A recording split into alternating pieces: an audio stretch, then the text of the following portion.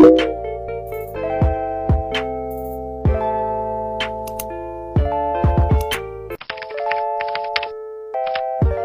nama Bapa dan Putra dan Roh Kudus, amin. Selamat malam Tuhan, terima kasih atas segala berkat dan karunia pada hari yang cerah ini. Sekarang Engkau berkati diriku yang akan menyelesaikan tugas. Semoga dari awal, pertengahan hingga akhir tugas yang aku kerjakan ini dapat bermanfaat bagi diriku dan membuatku terus mau belajar. Engkau juga berkati dosen yang akan menilai, kiranya Engkau beri berkat dan keselamatan, dan Engkau beri karunia untuk bisa tetap mengajar diriku dengan baik.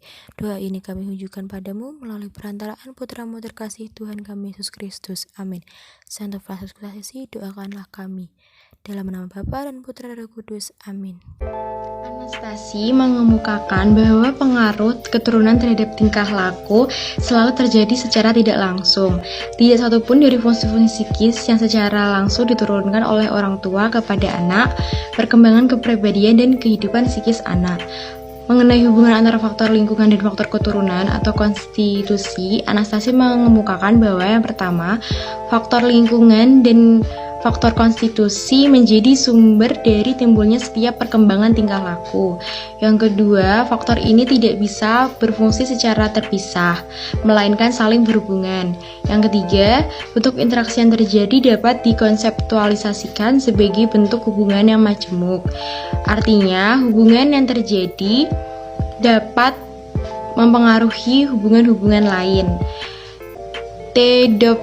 Hansky, seorang ahli ilmu keturunan, dengan mempergunakan istilah norma reaksi, yang inti dari konsep norma reaksi yaitu bahwa dari genotip yang sama bisa menimbulkan macam-macam fenotip tergantung dari lingkungan di mana individu berkembang. Dari uraian ini jelas kiranya bahwa faktor keturunan atau faktor konstitusi saja tidak menentukan munculnya suatu ciri tingkah laku, karena masih ada faktor lain yakni lingkungan di mana bayi atau anak akan tumbuh dan berkembang. Bagi para ahli psikoanalisa, perkembangan moral dipandang sebagai proses internalisasi dari norma-norma masyarakat dan adanya kematangan dari sudut organik biologik.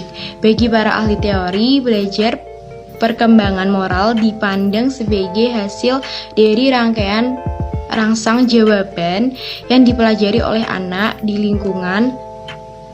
Terdapat sumber rangsangan yang mempengaruhi perkembangan anak, mempengaruhi sebagian atau bahkan keseluruhan ciri-ciri kepribadian yang akan terbentuk. Dari sudut pendidikan, faktor lingkungan dianggap sangat penting. Yang mempengaruhi perkembangan anak ada dua hal, yakni yang pertama bahwa dalam proses perkembangan ada saat-saat ketika anak siap untuk menerima sesuatu dari luar. Kematangan dicapai untuk disempurnakan dengan rangsangan-rangsangan yang tepat. Keadaan ini disebut dengan masa kritis, masa yang peka, di mana harus terjadi perangsangan agar perkembangan selanjutnya berlangsung dengan baik. Yang kedua, pentingnya anak memperoleh dasar-dasar yang baik pada masa-masa permulaan dari kehidupan anak, agar kelak setelah dewasa tidak mengalami gangguan-gangguan emosi atau gangguan kepribadian yang berarti. Seorang anak yang tidak mengalami dan memperoleh kasih sayang dan kepuasan dari kebutuhan-kebutuhannya akan mengalami kegagalan dalam perkembangan kepercayaan kepada orang lain, dan oleh karena itu akan mengganggu hubungan-hubungan sosial di kemudian hari. Selain kebutuhan-kebutuhan primer yang bersifat fisiologis, terdapat serangkaian kebutuhan sekunder yang bersifat psikologis, yang terdiri dari beberapa aspek, antara lain kebutuhan akan kasih sayang, kebutuhan rasa terlindungi dan aman, serta kebutuhan untuk mengetahui sesuatu. Perlunya menyadarkan masyarakat mengenai pentingnya memacu perkembangan kognitif pada anak, dengan catatan bahwa aspek-aspek lain dari kepribadian anak juga diperhatikan sehingga tercapai keadaan terpadu. Perlunya memperkenalkan pola asuh yang berorientasikan untuk mencapai prestasi dan tingkat hidup yang lebih tinggi. Pada diri saya, lingkungan sangat berpengaruh terhadap perkembangan diri saya. Menurut saya pribadi, saya tumbuh dan berkembang di lingkungan yang baik dan positif, baik dari keluarga maupun teman. Sehingga saya merasa terlindungi, nyaman, dan aman saat berada di dekat mereka. Saya juga mendapat kasih sayang dan perhatian dari kedua orang tua saya, orang tua yang mengasihi, mencintai, dan menyayangi anak-anaknya. Orang tua saya telah mendidik anak-anaknya dengan cara yang baik, sehingga bertumbuh dan berkembang tanpa ada kekerasan dari lingkungan saya. Tetapi kedua orang tua saya, keduanya bekerja, yang membuat saya harus bisa tumbuh menjadi anak yang mandiri. Sejak kecil, saya sudah terbiasa untuk melakukan sendiri dalam batas wajar usia saya tentunya. Terkadang saya merasa ingin seperti teman-teman saya, tetapi saya menyadari bahwa setiap orang pasti tidak akan merasa puas dengan apa yang telah ia miliki jika orang tersebut tidak bersyukur. Walaupun orang tua saya sibuk bekerja dari pagi sampai malam, tetapi mereka selalu meluangkan dan memberi waktunya untuk anak-anaknya dengan berkumpul, bercerita, dan terkadang berpergian ya sebelum corona, tetapi setelah corona ini jadi lebih sering di rumah aja gitu. Walaupun saya dipaksa keadaan untuk mengerti keadaan saya selalu mencoba dan mau untuk bersyukur atas apa yang telah saya lalui dan sedang saya alami sampai saat ini.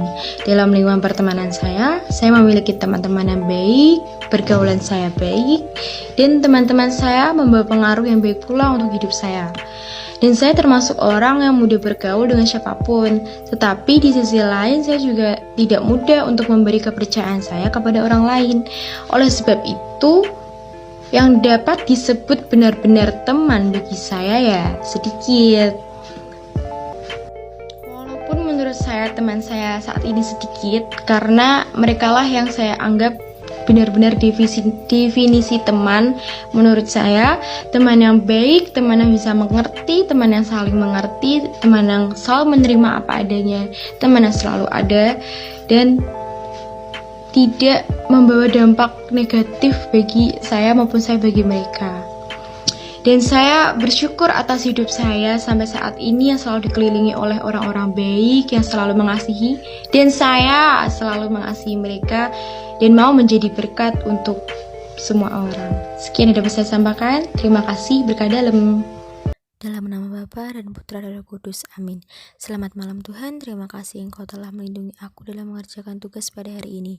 Mungkin banyak kekurangan dalam tugasku, tapi aku yakin dan percaya bahwa tugas ini adalah hasil terbaik yang aku bisa.